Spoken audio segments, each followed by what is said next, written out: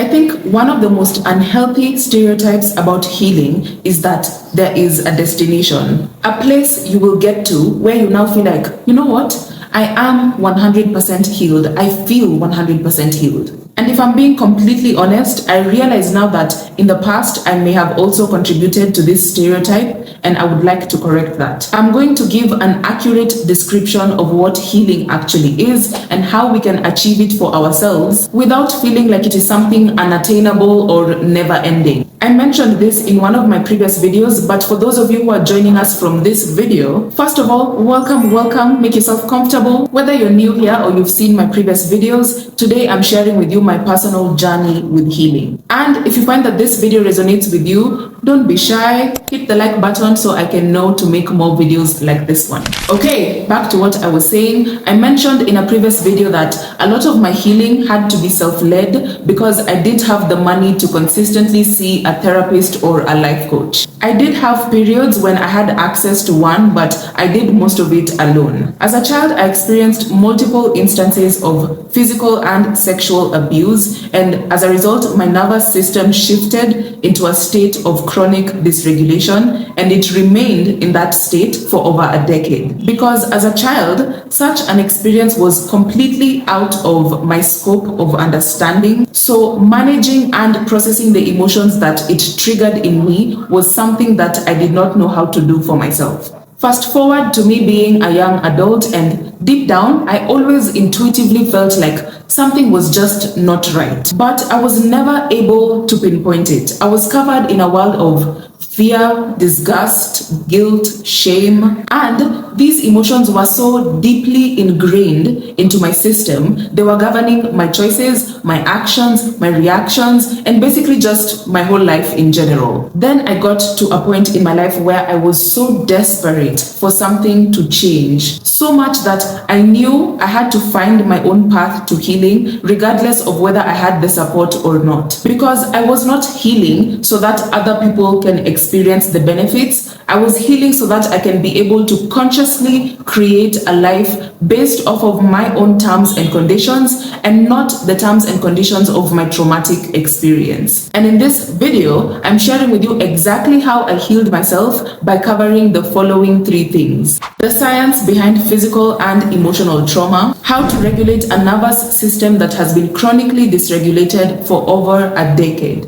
and finally, how to cultivate healthy emotional detachment and master your reactions so your triggers don't have as much power over you anymore. Because if anything, my journey is proof that you also have the power to heal and build a life that truly belongs to you.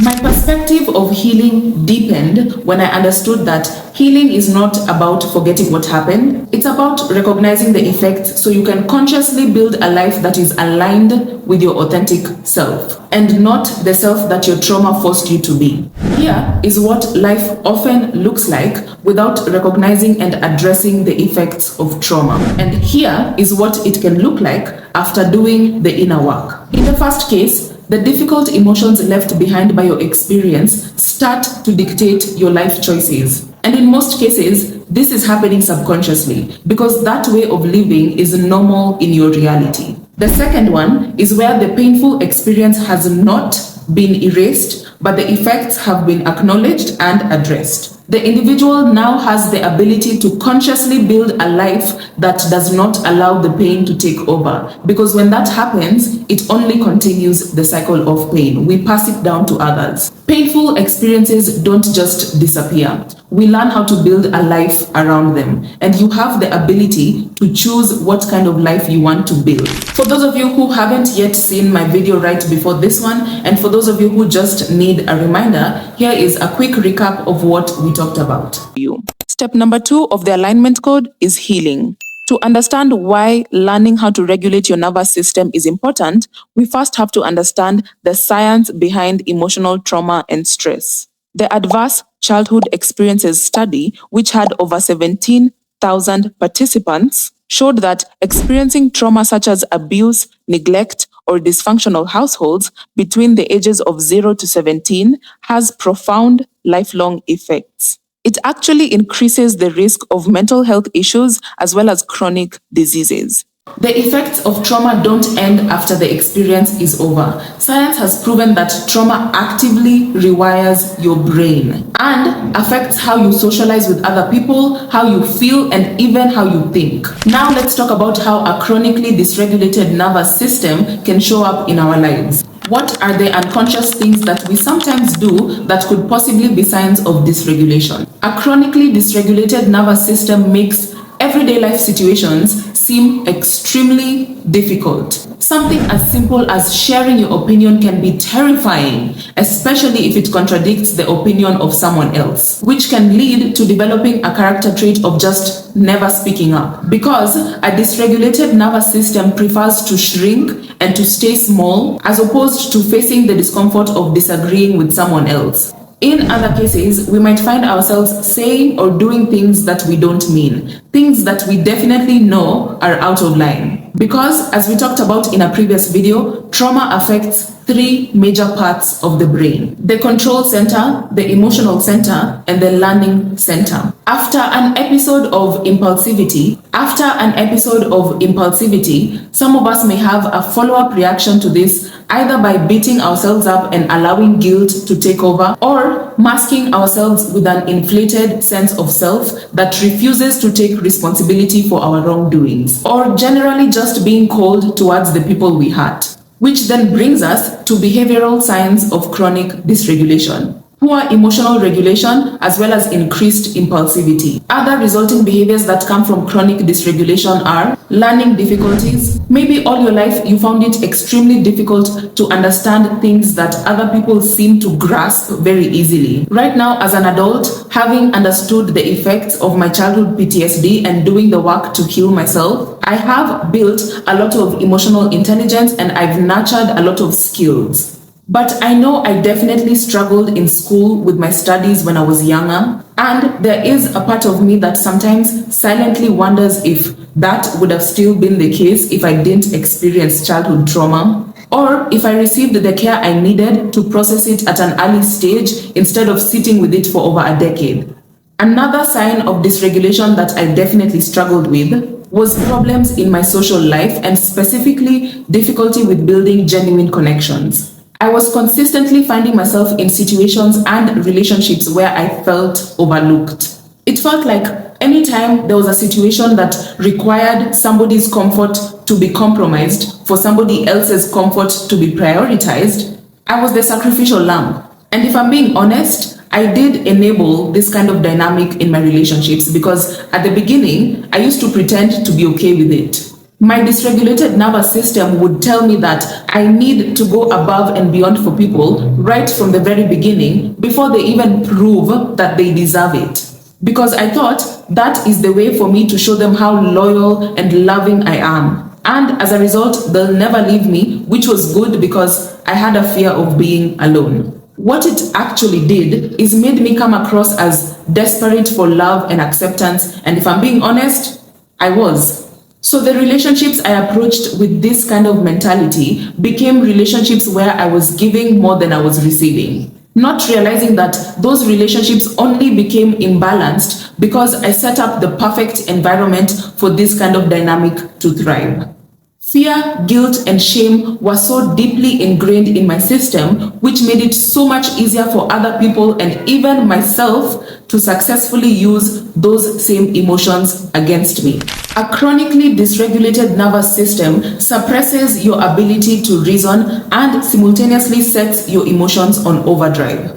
It leaves you feeling scattered. You might feel like you're tripping over your words, your breathing has become short, you're being clumsy with the things around you, possibly even feeling like certain parts of your body are going numb or they've been numb for as long as you can remember. That can be your face, your hands, your mouth, your feet. As a result, many of us who struggle from childhood PTSD might find ourselves making the same bad choices over and over again, even when we purposed to stop, to break the cycle. The brain uses early childhood memories as a reference point and a guide on how to deal with present life situations. So it's no shock that a child who grew up with parents or caregivers who neglected their physical and emotional needs becomes an individual who is attracted to adult relationships with people who also neglect their physical and emotional needs. Because a brain that was forced to learn how to survive in a threatening or unpredictable environment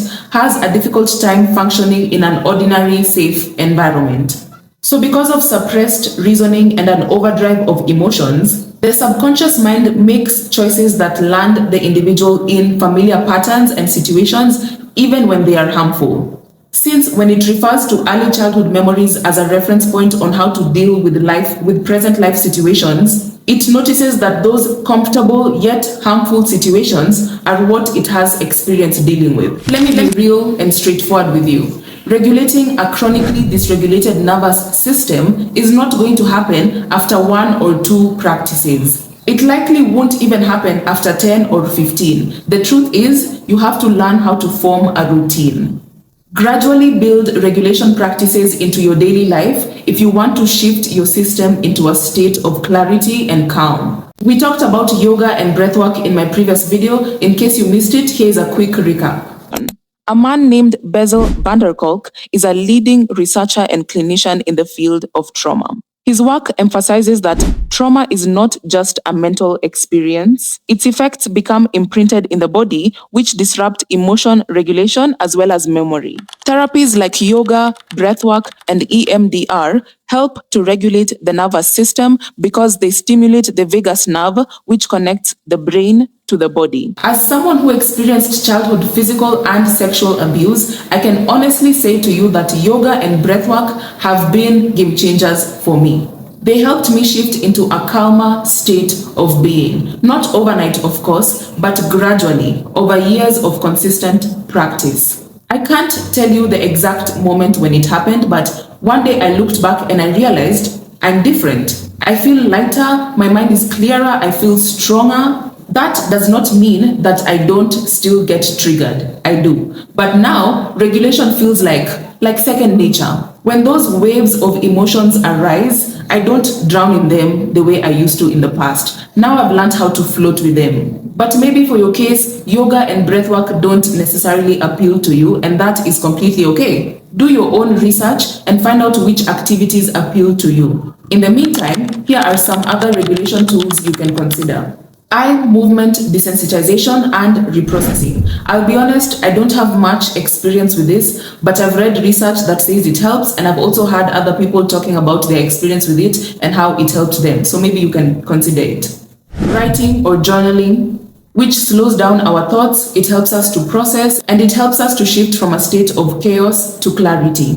Physical activity. Go for a run, a walk, do a quick workout or a dance workout. Just do something to release the pent-up energy. Sensory stimulation. This is one of my favorites actually, although I have to admit I don't do it as often as I feel like I would like to. I will purpose to do more of it, but yes, smell your favorite scent and describe it to yourself. Go and walk barefoot on the grass, splash some cold water on your face or wash your hands with some cold or warm water and pay attention to how it actually feels on your skin. These small, simple acts can be so effective in bringing you back to the present moment. Do not underestimate them. The goal is to create a pause, a space between the emotional overdrive and your response. Now, what do you do when you are in a situation where you can't quickly pull out your yoga mat or quickly get out your journal? Here are 4 techniques that you can use in the moment. Number 1 is to observe and acknowledge the reaction to yourself.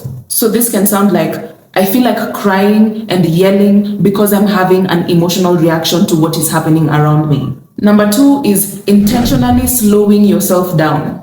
Talk slower, breathe deeper, take a few seconds to think about something before you respond. Number 3, if anger is the emotion you're dealing with, then wait before you respond. Don't send that email, do not send that text, don't do that thing you're thinking of doing when the fire is still burning. If you're on the verge of tears in public and you feel like, no, this is not a space where I want to be seen crying, I want you to intentionally take deep, steady breaths, and every time you exhale, picture your tears going down. Visualize them going down, down, down completely until they are gone from your eyes. That is a simple grounding trick that sometimes helps me in the moment. All of these practices create space for you to choose how you want to respond. Because when we are experiencing an emotional overdrive, reasoning goes offline and trigger responses come online. Regulation is what gives us our choice back. Now, here is something crucial you need to remember. The only person you need to validate your experience is you. Of course, it's okay to want support from others, but some of us never get that. And when we don't, it becomes easy for us to also withhold support from ourselves, minimizing our pain just because nobody else is acknowledging it. Listen, don't do that. Ignoring what happened might be convenient for other people, but it will never be convenient to you. It will never bring you any peace of mind. I feel like that might become a mantra for this channel. In fact, let me even repeat it again in case you need to solidify it in your mind, in case it came in on this side and came out on this side. Healing is not for other people to experience the benefits. It's for you to be able to consciously create a life that is based on your own terms and conditions and not the terms and conditions of your traumatic experience. Other people might have the luxury of moving on like nothing happened, but you are the one who is forced to carry the effects physically, emotionally, and socially. And that's why your healing matters, and that's why it needs to matter to you more than it matters to anybody else. You can definitely still want their support, but if that support never comes, you still have the ability to heal without it. You support yourself by validating your experience, regulating your nervous system, and committing to the process of showing up for yourself, committing to your own growth. Okay, I feel like we have done some good work today. We've covered the science of trauma, how it shows up in our adult lives, why we repeat familiar yet harmful patterns, tools to regulate your nervous system, and how to support yourself when others won't. Here is something that I wish someone told me at the start of my own journey. This is not a quick fix. You will face certain setbacks in your journey. You'll find yourself reacting like the old you sometimes. And it will start feeling like, oh my goodness, I'm not making any progress. But no, you absolutely are. Healing is not a straight line, and we all know that. Even after all this time being on my journey, every now and then I encounter a situation where I find myself reacting in a way that I'm not very proud of sometimes. But those moments are much, much fewer right now than they were in the beginning. And the two things that have really helped me through this process is having patience and compassion towards myself. Don't focus on the goal. Just take it one day at a time, and one day you'll look back and realize you've become someone new, someone who is free from the harmful subconscious programming that was holding them back. If you found this video helpful, don't be shy. Hit the like button so I can know to make more videos like this. And drop a comment down below and let me know what regulation practices do you have in your own life, or which ones are you curious about? Which ones are you feeling like, I could consider adopting this one. And don't forget to subscribe as well, because you and I are growing a community of people who are living life on their own terms and not the terms of their trauma or difficult life circumstances. Thank you so much for spending your time with me. I absolutely appreciate you being here, and I will see you in the next video. Bye.